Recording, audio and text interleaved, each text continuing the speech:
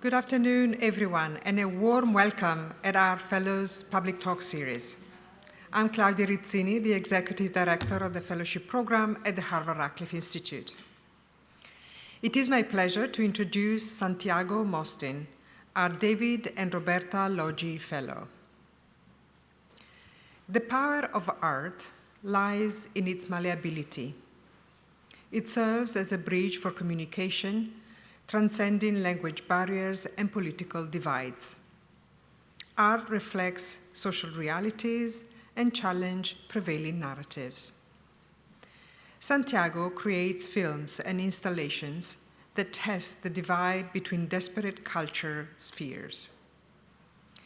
Imbued with experiences of his upbringing, which span Zimbabwe, Trinidad and Tobago, and Sweden, Santiago explored themes of migration and belongings, underrepresented histories, and what it means to hold multiple cultural heritages. Santiago's art practice draws upon a wealth of material, from academic archives and footage of historical events to his own personal archive of photographs, films, and sound, creating layers of imagery and meaning.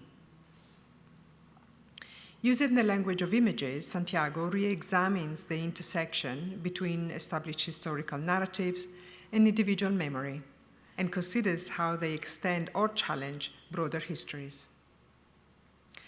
While at Radcliffe, Santiago is developing a screenplay against the backdrop of Grenada during the Revolution.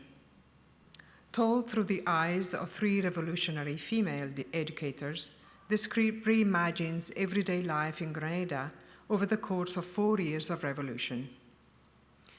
In chronicling these underrepresented historical moments of Black radicalism, Santiago brings his alternate world to life, asking audiences to contemplate the parallels between revolutionary Grenada and contemporary struggles for self-determination.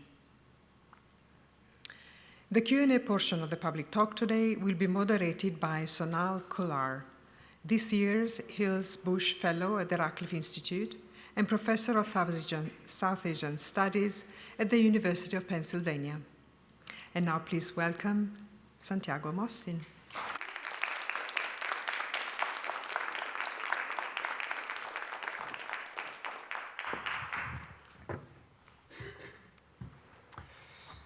Thank you. Wonderful to be here. Thanks for you all for coming today.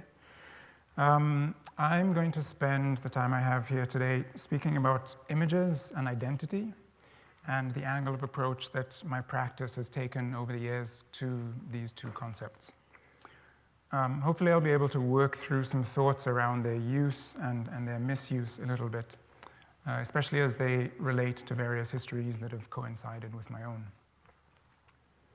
But I'm going to start with a small anecdote. A few years ago, The Guardian ran an article on Victoria Falls that came as a real shock. Victoria Falls had run dry. This is one of the most iconic waterfalls in the world, so the article was quickly syndicated, shared on social media, even made into stock photography, and it triggered all sorts of hand-wringing about the plight of the world and our planet. There was just one small problem. It wasn't true. When I saw the article, I wrote to friends in Zimbabwe asking them what was going on, and they laughed. You know, typical Western media, they said, always coming up with some horror story about Africa. People started tagging videos of the falls to contradict the article, having a bit of fun with it. But we see the images. So what is the truth? The truth is, in fact, quite banal. Water levels in the Zambezi rise and fall with the seasons. And in the dry season, when the river is low, there's no water coming over one side of the falls. We simply haven't been given the full picture, because the full picture is not as interesting. It doesn't add up to a headline. So, yes, climate change is making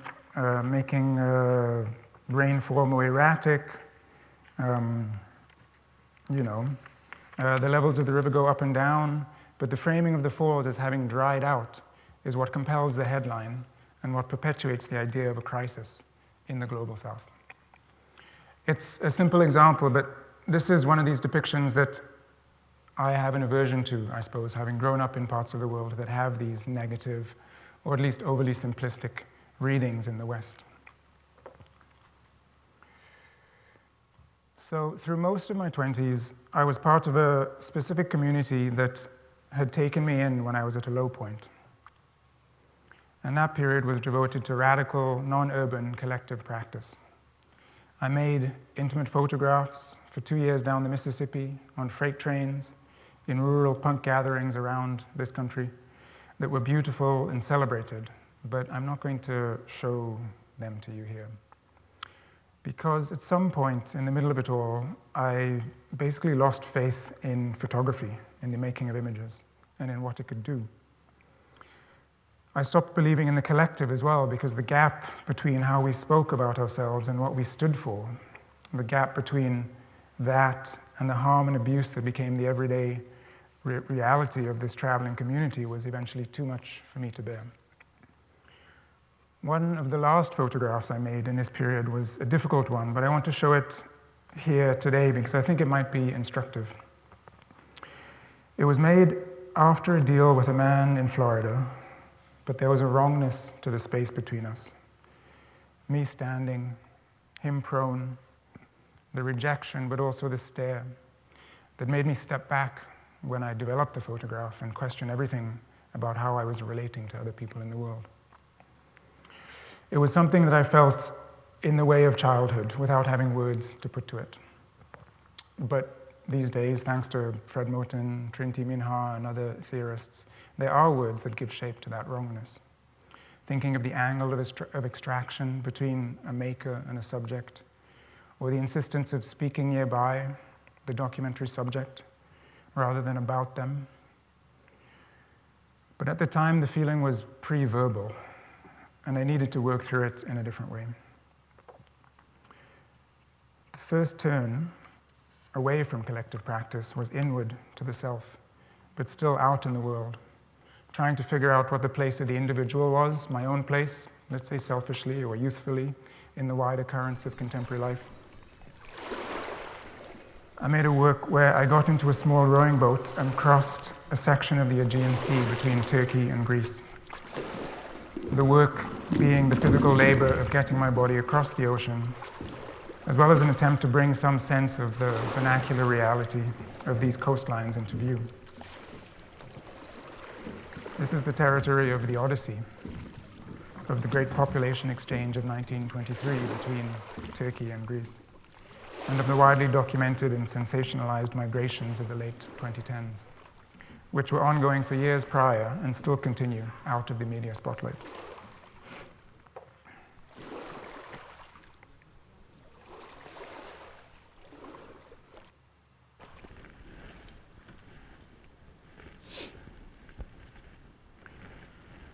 I also roamed the streets of Stockholm, where I was newly resident, objectifying white men, in a work that was a performance but was hosted within the form of a music video.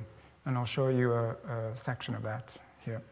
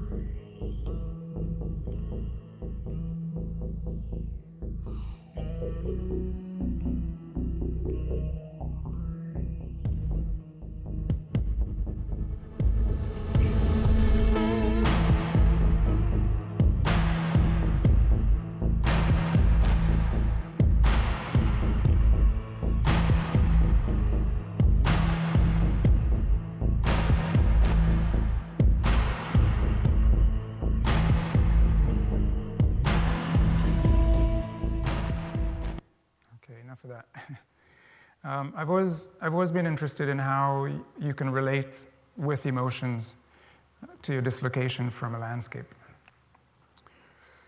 And these first performative attempts were maybe a process of recognition, let's say, of rethinking the gap between the self and the world, and waiting to see what could be made of that space.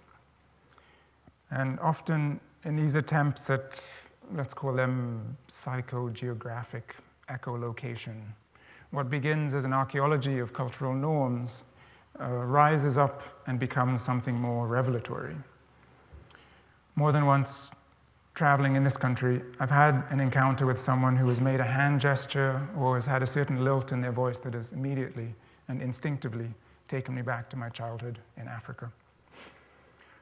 Altarpiece, which is the work that you see in the image here, is a video that came out of this sensation. It's built mostly from found footage with a central panel that shows images of political ceremonies in Zimbabwe and the United States, and looks at how bodies assemble to form choreographies of state power. The side panels show, as I see it, the kinds of euphoric release that can be triggered in the body under conditions of political oppression. And I was curious to see what gestures were shared across these regimes, how bodies moved on either side of this historical divide, which I have connections to both sides of. And I'll show just most of the films I make are 10 to 12 minutes long, about the length of a 16mm film reel for some reason. But I'll just show a couple of minutes of the first section of this video, which is the American section.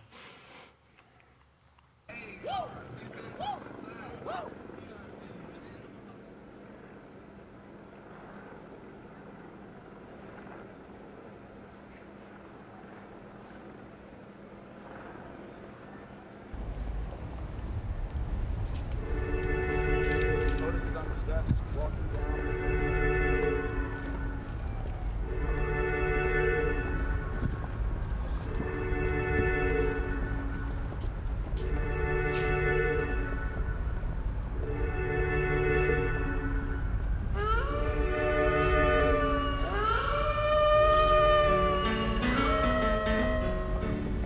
I'm not a hunter, but I'm told that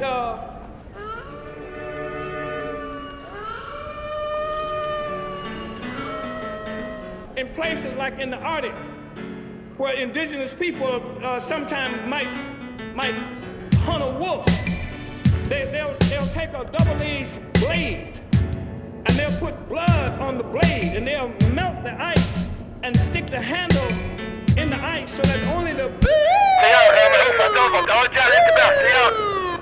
Then the white man is no longer the devil, he is no longer bound to be evil. Why judge a man by his conscious behavior? I am not a racist. I don't subscribe to any of the tenets of racism. Then there are good whites and good blacks and bad whites and blacks. It's not a case of being good and bad, good or bad blacks and whites. It's a case of being good or bad human beings. It's not a case of being good and bad, good or bad blacks and whites. It's a case of being good or bad human beings. It's not a case of being good and bad, good or bad blacks and whites. It's a case of being good or bad human beings. It's not a case of being good and bad, good or bad blacks and whites. It's a case of being good or bad human beings.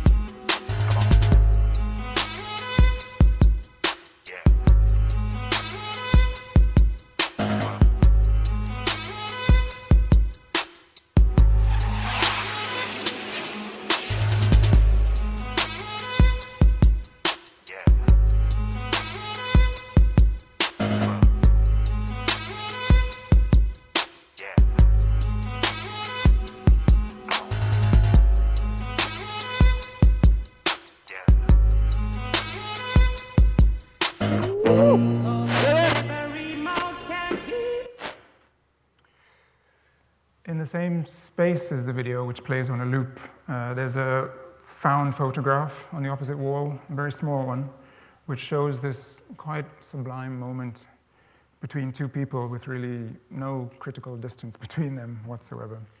Just two bodies sweating and scratched, a space of potential of some kind. But step back and the same image is reproduced at monumental scale and folded up so it fits into the room. The twist of the neck, the folds in the fabric are something that maybe you relate to on the scale of your own body rather than something which you hold in your hand. And then hidden behind the video projection wall is an installation of a double-sided photograph. One side is called Ghost, and it's an image that just showed up on my reel of film without me knowing how it got there. And the back side of the image is called Monument. And they're mounted on pages from an old copy of Jet magazine with a phrase on them that has, sorry, I'm going to skip this, which has a kind of unstable meaning for me, actually. The exhibition itself is called Your Shadow is a Mirror, which comes from a slippage of language that my son would make when he was learning words and learning what the self meant. He would point to himself in a mirror and say shadow. And I think his reasoning was sound. There's a fluidity in his conception of self that I certainly could learn from.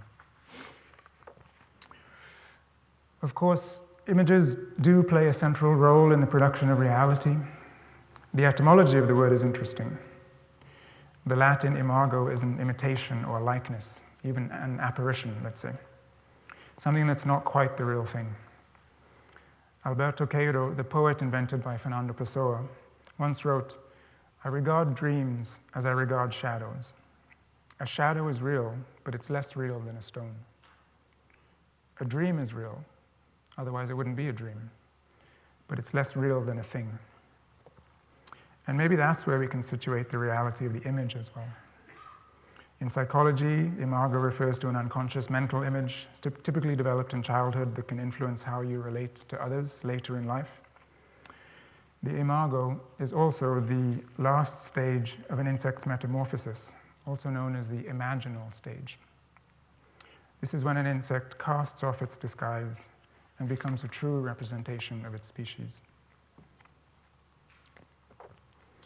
I think the analogy is really useful for me in outlining a working method that begins in the archives, that begins with analysis and inquiry, but that erupts beyond these norms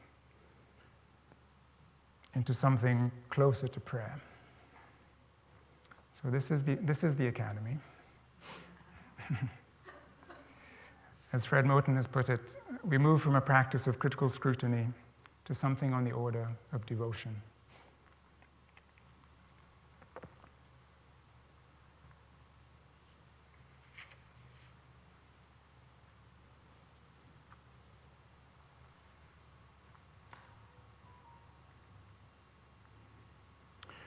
When the work began to be invited into exhibition spaces, the question of hospitality comes into play. What does it mean to bring these encounters with the world, even with realms beyond the human world, into an exhibition space? Dream 1, which is this work here, is an installation of two works, a 16-channel sound piece playing from handmade Brazil nut speakers, and a film in portrait format, looping on a monolithic LED screen at the center of the galleries. The starting point for the work was a visitation I had one night from the poet Derek Walcott, who, in my dream, was sitting in a jungle clearing close to death with an Arawak boy standing next to him. He laughs at my anxieties about the loss of childhood places and shares an anecdote to answer my question about the impossibility of return. The sound from the Brazil nut speakers, which is mostly atmospheric and then builds into a handmade storm that we made with our fingers and chests, is something that intersects with the video and brings a bit of instability into the reading of what you're seeing because it comes at different times.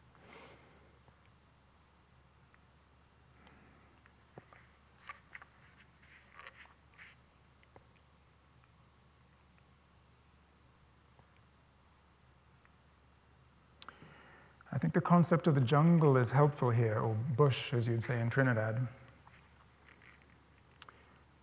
In the jungle, analytical distance is impossible. It's never an object separated from you. Once you're in it, you're with it. And it becomes a way of knowing the world that's completely different from the one that's been handed down to us by our post-Enlightenment systems of education. How do you make sense of the bush from the bush? Could maybe be a working definition of Caribbean conceptual thought. I'll play a section of the video here. Make me tell you a story.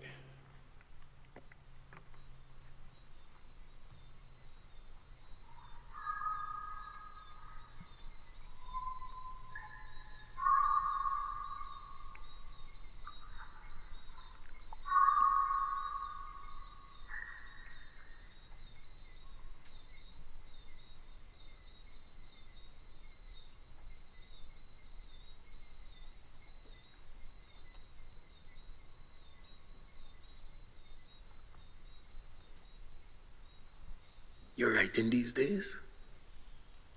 Can we get that?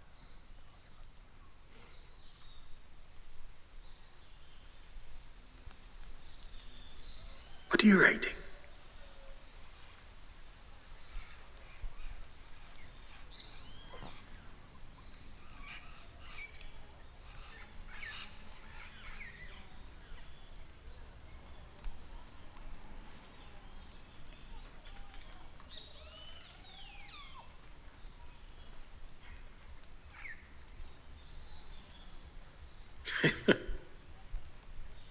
You think we have time for the burden of history? The sigh of history rises over ruins, not landscapes.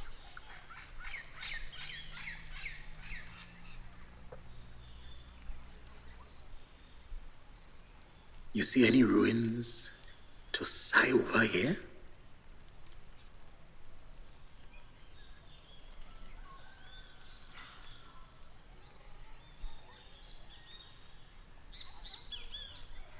Fragments. You understand me?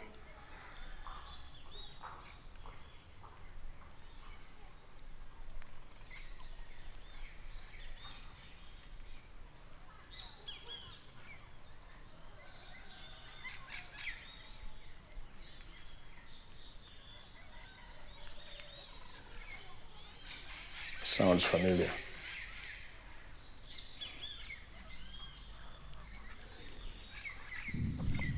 Well, let me put it this way.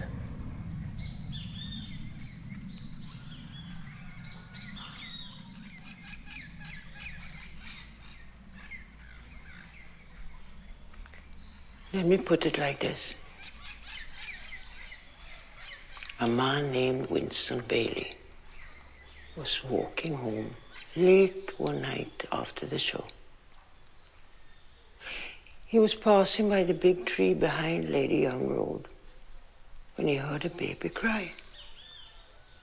He turned to look, but didn't see anything. So he kept on walking.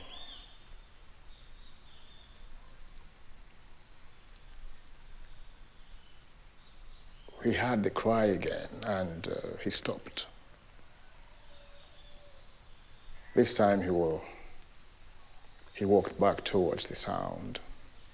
Trying to see what he could make out in the darkness. Then he heard a whimper just by his feet. A baby was sitting there on the roadside, feet turned backwards, and a big straw hat hiding its face.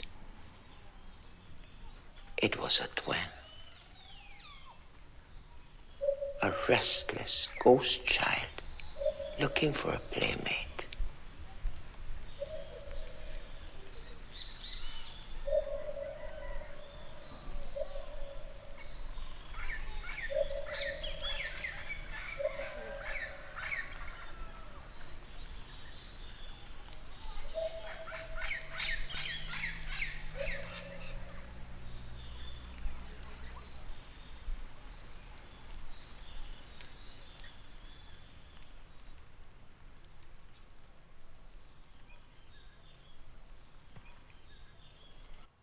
just skip ahead here.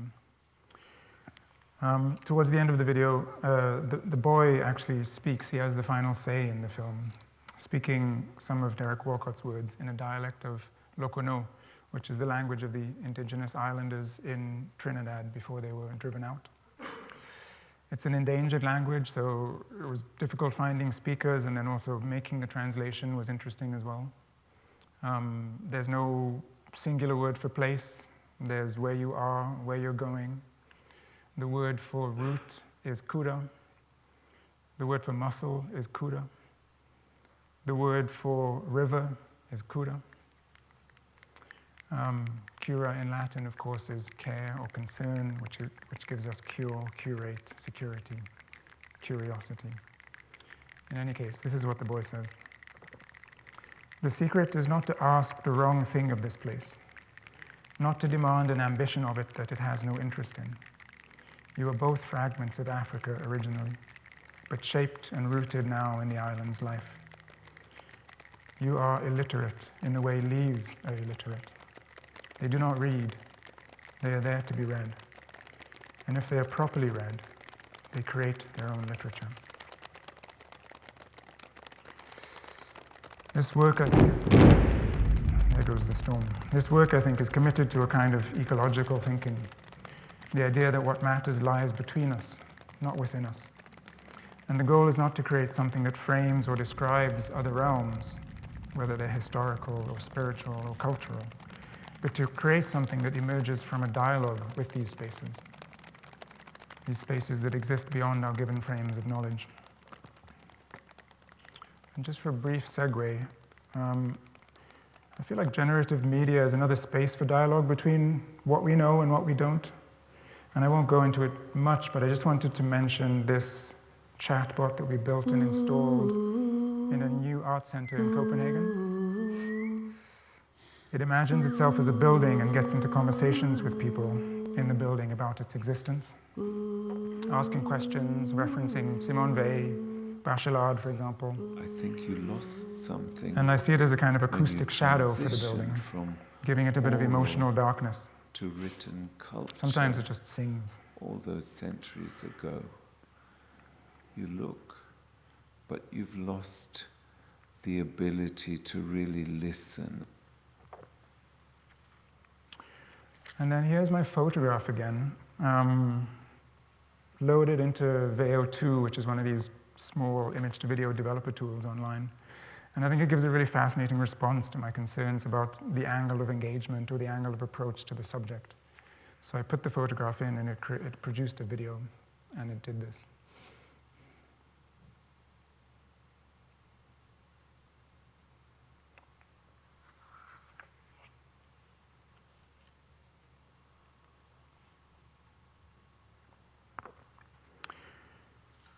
Language Against Identity is the work that gives this talk its title, and I will play a clip of it for you here. It's in 2 passages, and this is the second one, which is focused on an elephant that was moved from Zimbabwe to Germany in the 80s, and is still alive in Germany.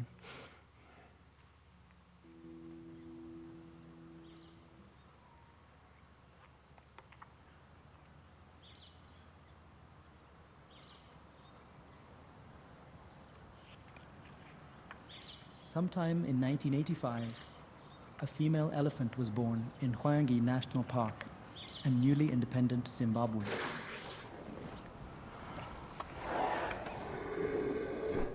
I would have been 3 or 4 years old, living in rural Mashonaland, not more than a day's drive from the park.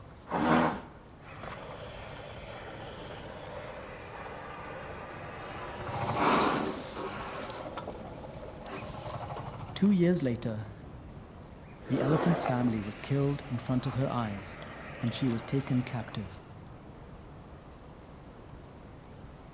Along with a bull elephant of a similar age, the elephant was transported to Tierpark, Berlin, in the German Democratic Republic, where she was given the name Bibi.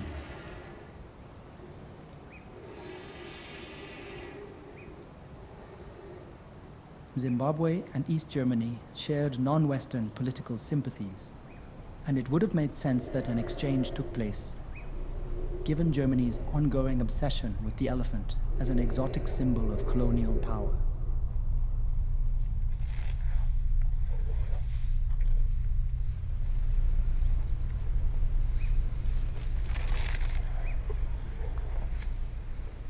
But any record of how the elephants were transported north. Time is running, so I'm going to skip ahead to the last section of the video.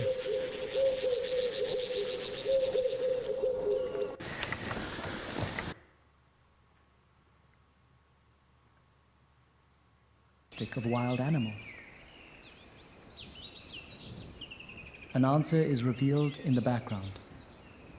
There, in the distance, we see the elephant's fatal encounter with the most dangerous beast in the forest, a white unicorn.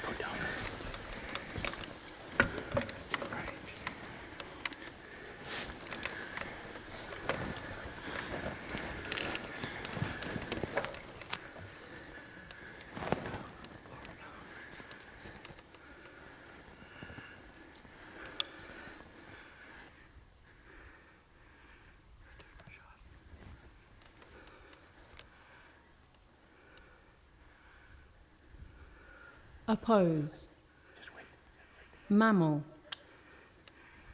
rebel, muscle, cherry, dirt, Go ahead. raw, unit, area, shine, immune, immune, immune.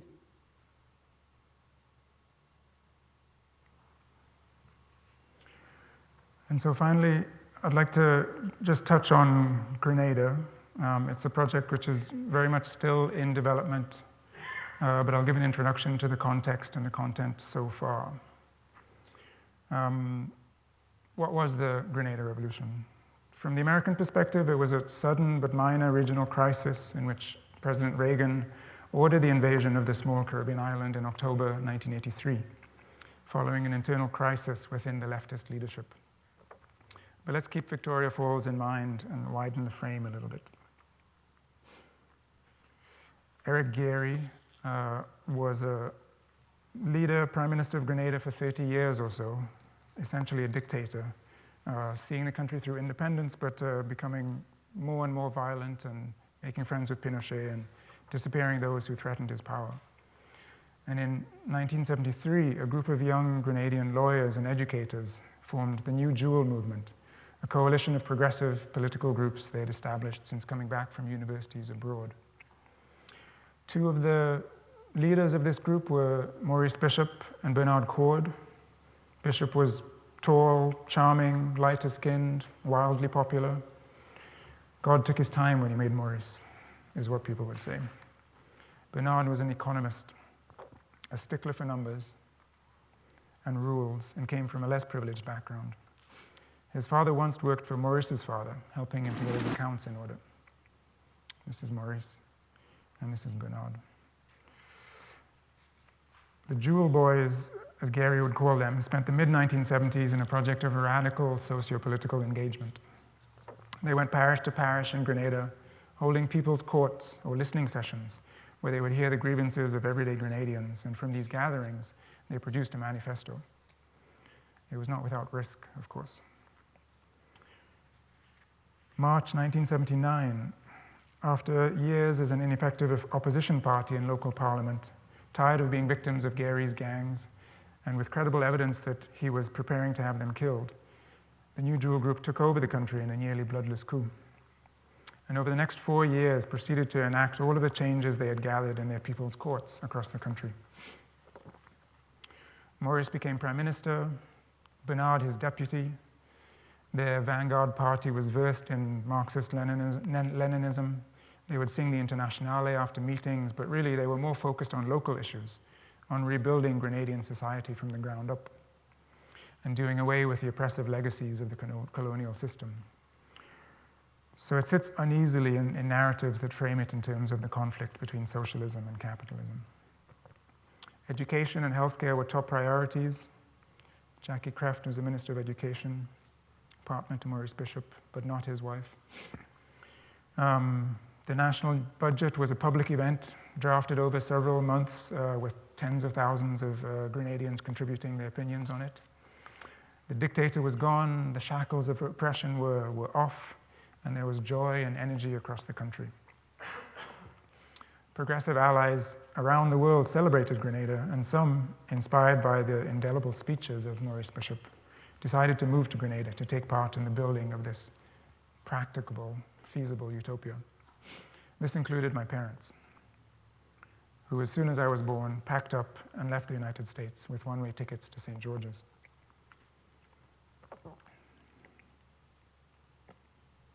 We see here some images just of the energy and effort put in by different small communities around the country. They were galvanized by this freedom, basically, from an oppressive regime, and then the capacity to take their own lives and their own communities into their own hands.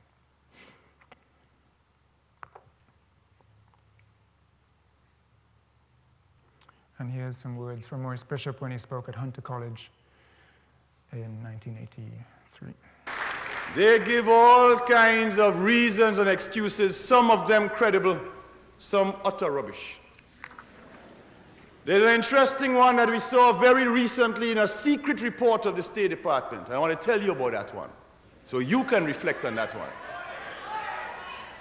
That secret report made this point, that Grenada is different to Cuba and Nicaragua, and the Grenada Revolution is in one sense even worse, I'm using their language, than the Cuban and Nicaraguan revolutions, because the people of Grenada and the leadership of Grenada speaks English and therefore can communicate directly to the people of the United States.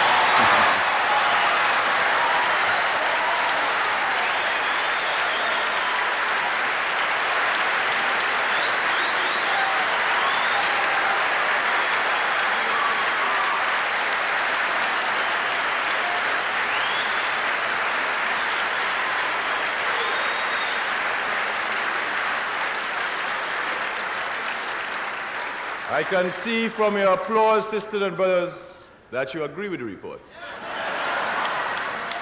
But I want to tell you what that same report also said, and said that also made us very dangerous. And that is that the people of Grenada and the leadership of Grenada are predominantly black.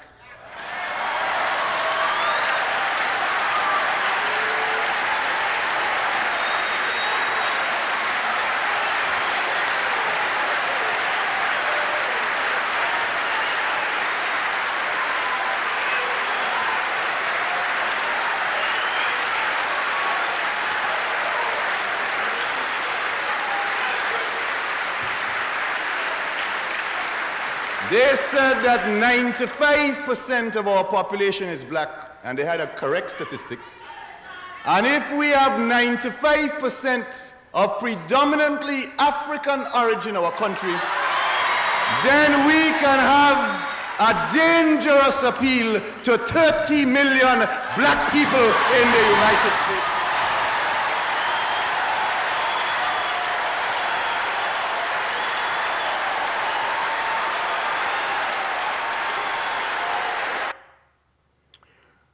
October 1983, Maurice Bishop is under house arrest following failed joint leadership meetings within the Central Committee. The leadership is in disarray. Factions have formed with Bernard Coard on one side and Bishop on the other. US military maneuvers have been threatening for months, with clandestine activity by American agents continuing within the country.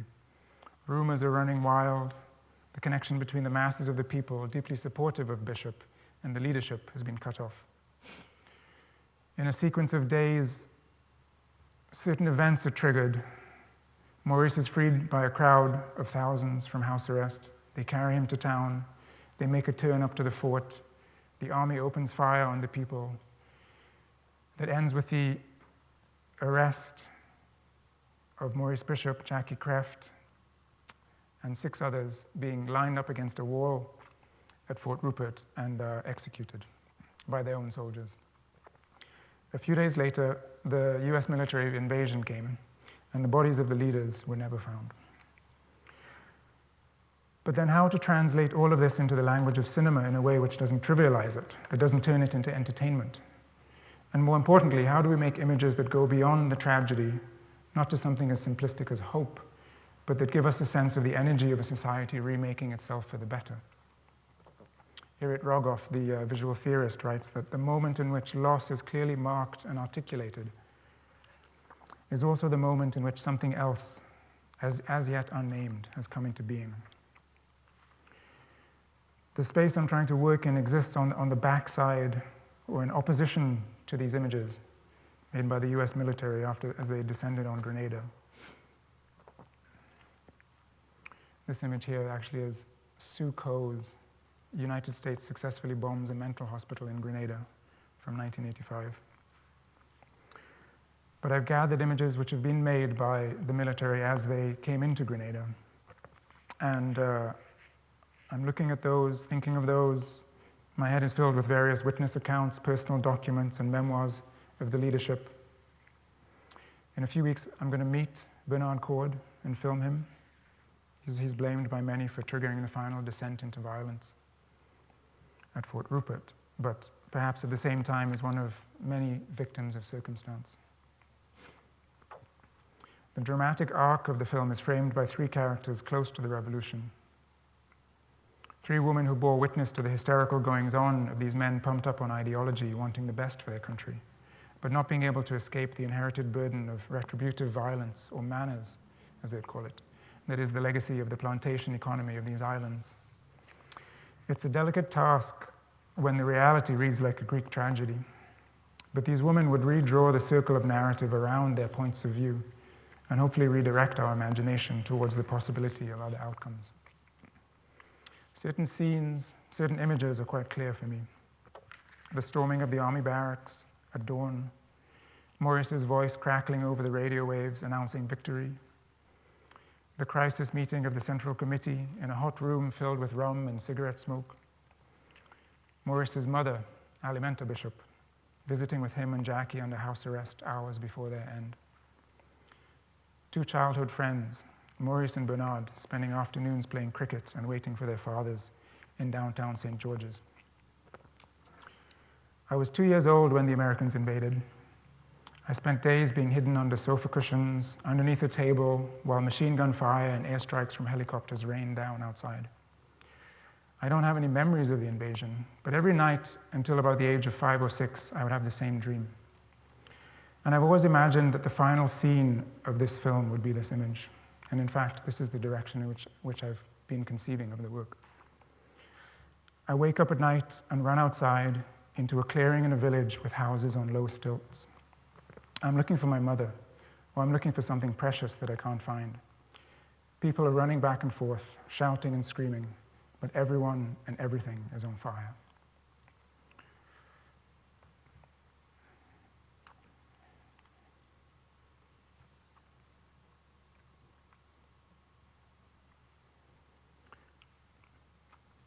Revolutionary Grenada was a unique example of what a progressive, majority-black, English-speaking nation could potentially be.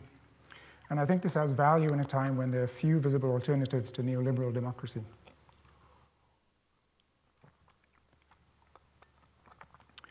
And by creating and sharing stories that show what this other world looks and feels like, I hope we can map that back onto our world, and in a very small way, make it true again. Thanks.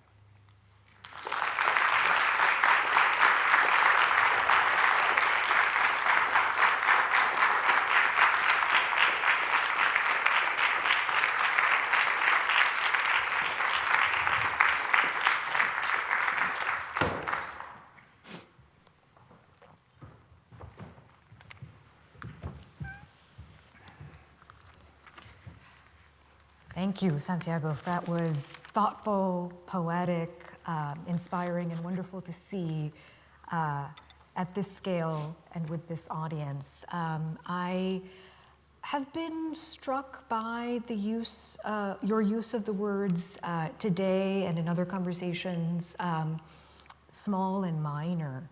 And I was wondering if you could speak to the power of the small and minor in your practice and in art more broadly. It seems to me that beyond dominant representations of place, Grenada or other parts of the world with which you have a very close relationship, as being small and minor, you're thinking about these terms as a form of attention, a modality of speech, a way of rethinking relation between places in the global South and global North? Yeah, I mean, I grew up in places which were far-flung, if you compare them to, if the center of the circle is where we are, then the places I grew up are far away. And I had teachers growing up who, you know, were deeply engaged in this process of showing what the local history is and reshaping or redrawing the circle so that we didn't feel so far-flung. And so I've always thought a lot about these minor histories and major histories and how we can relate to both of them. Because of course I've come from, I've been formed against the background of places which are forgotten, let's say, in the wider scheme of historical narratives.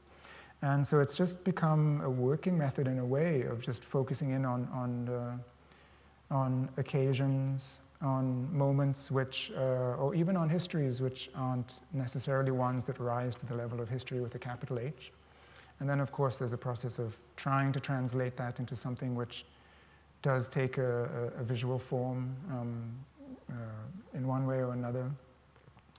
And I think it comes down to maybe the idea that if you imagine all moments in history as lined up one beside the other in a long line going back, you know, what I do is basically pick one out of the line, pick another one out of the line, let them see how they tessellate with each other, and then put them back in. And in your own personal experience and practice, can you relate that kind of thinking to a commitment to fragments, which is something that we've talked about, not limited to the montage technique or the cut, but more broadly? I note, of course, that you used Walcott's Nobel speech in Dream One, and I think the subtitle of that is something like Fragments of an Epic Memory, is that right? Or is that? There's no subtitle, but yeah, all of that is in there. I'm not sure. I mean, I guess it just comes as a default. I feel like there's so many movements and we're all multicultural, but you were kind of born into the different directions that, different movements of people that make you who you are, and I guess I have a few cross-sections which I focus on as a practice, as a way of being, as a way of figuring out who I am in the world, but also as an artistic practice, as one came from the other, even though one is not the same thing as the other. And so it feels natural in the way that it makes sense that, jazz comes from fragmentation, or anything else which is formed of different cultures broken off from one place and then moved to another place, and then trying to figure out what the space is where you are and how you can bring what you have within your body, let's say historically, and the circumstances that you're given. Yeah. I should have said this at the start, and I forgot to, which is to encourage all of our listeners to submit questions through the Slido link and the Zoom chat. We have one or a few that I would like to get to, but maybe one last one of my own before I turn to what we have here.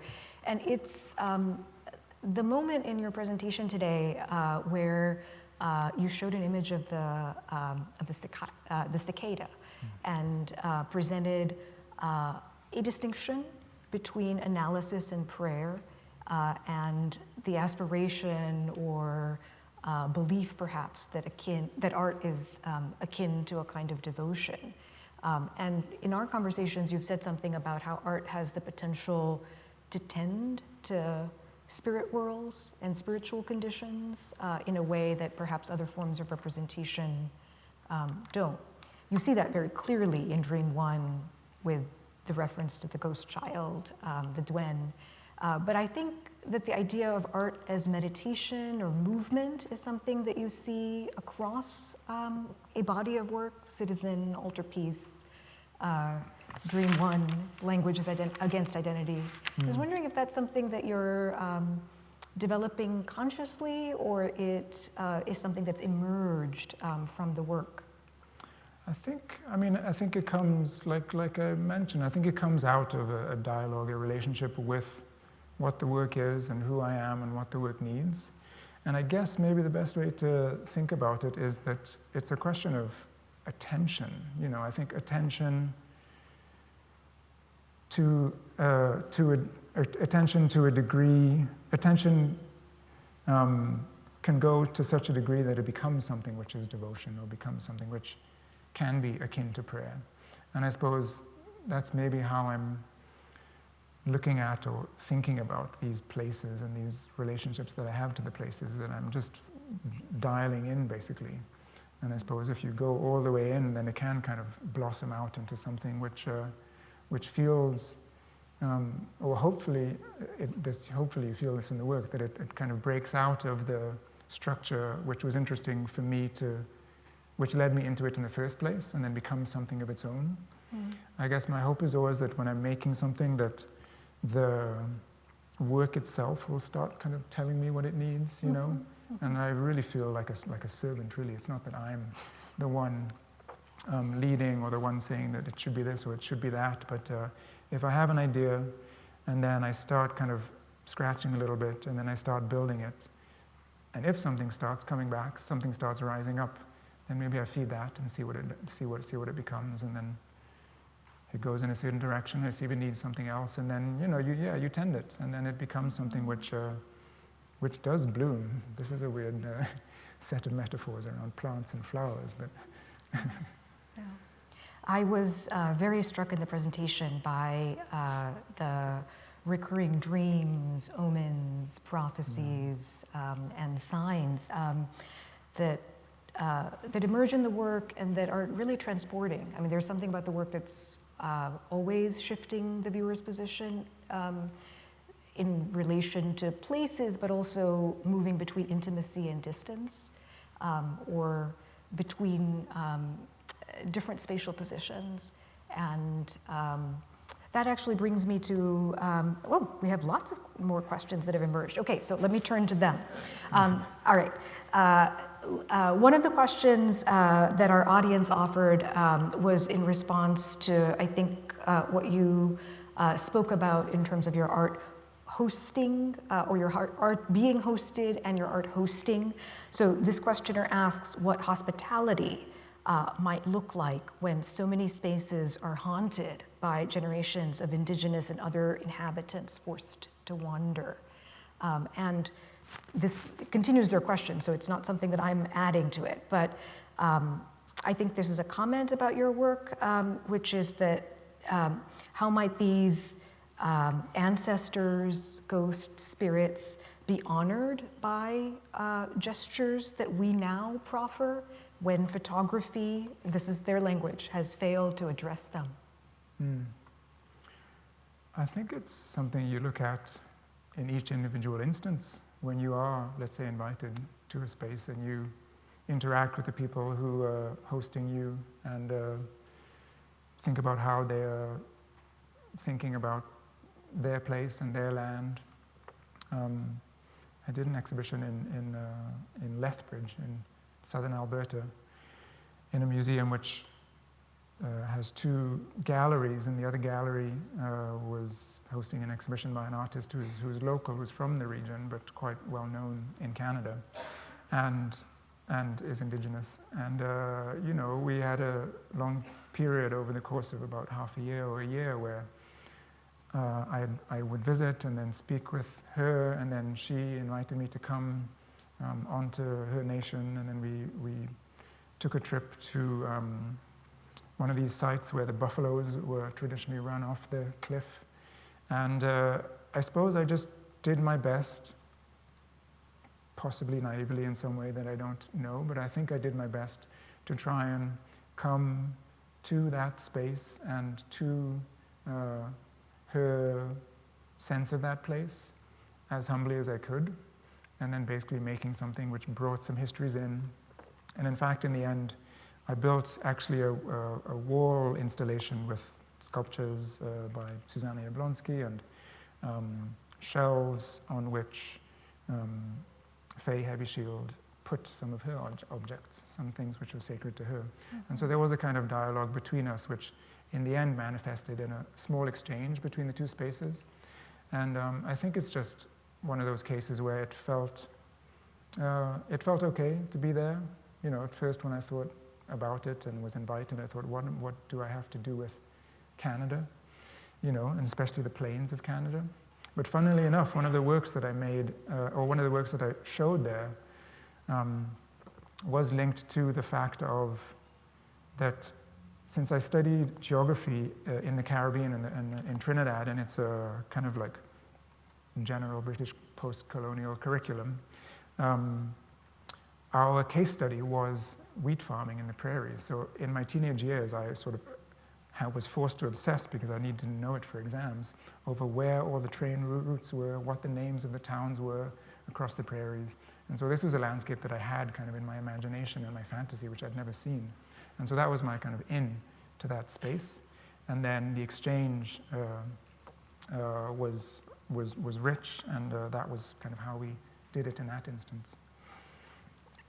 The last question, I'm struck again by your use of the word small and humble in relationship to your practice. And you've spoken with admiration about another artist whose approach, P.G. Downs, whose approach to art is humble. One of the questions that's appeared that I feel like might be a good one to close on is your understanding between, the question is, about your understanding of the role between a subject's body and self and that of the artist, and how that's shifted and shifting in your practice. Yeah, it's I don't think it's stable yet. I think it's still, I don't know if it's evolving, but it's still fluid. And yeah, I'm not sure.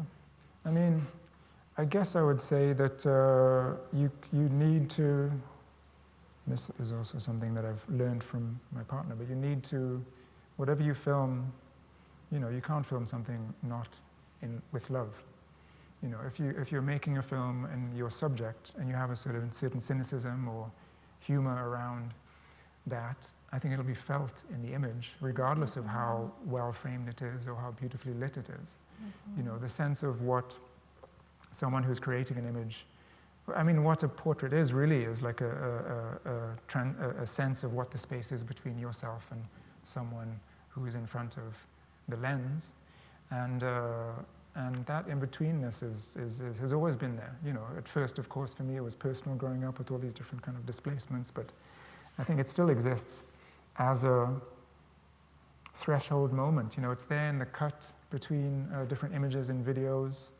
And I think it's sublime in the sense of the word of being subliminal, like up to the threshold. And it's in the spaces. If you make a space, an exhibition space, and you're hosting, you know, the video and different objects, and also thinking about audiences and things like that. So it works on the level of the space you're showing, as well as out in the world, as well as within the image. And I guess it's just a question of trying to sustain a sense of curiosity and openness to those places where you find yourself, however small they might be. Well, in the case of something that was very big, I saw it and felt it with Bibi. I felt a great sense of attention, devotion, presence, love, in terms of your relationship to this elephant that was captured and transported. With that, I'm going to thank you, Santiago, for your wonderful presentation and perspectives today. I also want to thank our audience for their questions. I hope you'll be able to join us for other Radcliffe virtual programs. You can find out about future programs and watch videos of past events at radcliffe.harvard.edu. Thank you again for joining us today, and have a good rest of your day. Thank you.